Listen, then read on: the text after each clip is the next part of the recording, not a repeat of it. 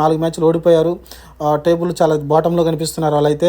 దీనికి కారణం హార్దిక్ పాండ్యా అంటున్నారు. మొన్న ఎస్ఆర్హెచ్ మ్యాచ్ మీద ఓడిపోవడానికి కారణం అతనే అనుకున్నాం. ఎందుకంటే పైప్ దట్టర్ వచ్చి స్కోర్ అయితే స్ట్రైక్ రేటు అందరూ 200, 250 స్ట్రైక్ రేట్ మెయింటైన్ చేస్తే ఇతనైతే చాలా దారుణమైన స్ట్రైక్ రేట్ మెయింటైన్ చేశాడు. ఇక్కడ కూడా చూస్తే అబ్దాటర్ వచ్చాడు, 6 బాల్స్లో 2 పరుగులు చేశాడు, అవుట్ అయిపోయాడు. ఎందుకంటే టిమ్ డేవిడ్ మంచి ఫామ్లో ఉన్నాడు. యాక్చువల్గా టిమ్ డేవిడ్ని పైకి పంపించుంటే బాగుంటుంది అనిపించింది. చాలామంది ఇదే కోరుకున్నారు. ఎందుకంటే టిమ్ డేవిడ్ లాస్ట్ మ్యాచ్ నుంచి బాగా ఫామ్లో కనిపిస్తున్నాడు. అతను కొంచెం అబ్దాటర్ పంపించుంటే 4 బాళ్ళు కొంచెం ఆగి ఆడుకున్న తర్వాత మంచిగా స్ట్రైక్ రొటేట్ చేసేవాడు అనిపించింది నాకైతే. మరి అది తప్పు మళ్ళీ హార్దిక్ పాండ్యా చేశాడు అనిపించింది. హార్దిక్ పాండ్యా మైండ్లో ఒక రన్ అవుతున్నట్టు కనిపిస్తుంది. ఎందుకంటే మ్యాచ్ని వెళ్ళి నేను ఫినిష్ చేస్తే ఏదైతే ఈ రోహిత్ శర్మ కెప్టెన్సీ వివాదం ఏదైతే నడుస్తుందో అది సమస్య పోతుంది. అలానే మ్యాచ్లు ఏదైతే కంటిన్యూషన్ ఓడిపోతున్నారో అది సమస్య పోతుంది అనుకున్నారు.